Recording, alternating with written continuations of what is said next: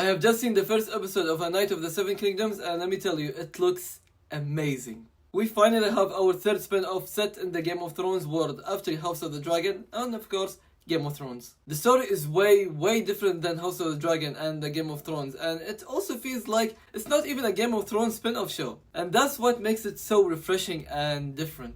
We finally get to see Sir Duncan the Tall and Egg. There were many teases of his story in Game of Thrones, especially in Season 4 Episode 1, where Jaime Lannister was reading the Book of All the Knights and suddenly came across Sir Duncan the Tall and saw that his story covered more than 3 pages, which really indicates he was the best knight to ever live in Westeros and left a huge impact on the Seven Kingdoms for sure. Ooh, the soundtrack and the cinematography also felt so different, so unique, and so peaceful in this show. And it really gave the episode its own vibe and tone. It also shows how beautiful and how amazing the first episode was, and this is just the beginning. Sir Duncan the Tall shows how fierce of a knight he is so far, and how he loves carrying his own responsibility, and he wants to show the world that he's not afraid of anyone. And from what I know from the character's book, he's such a legendary knight, and I really do think people are going to love him. And of course love his story in the show. Without spoiling the first episode, I can say that it is grounded and emotional, and I really do think we are in for a great TV show. I'm glad they are expanding the Game of Thrones world, and from what I know, the universe just gets bigger and bigger.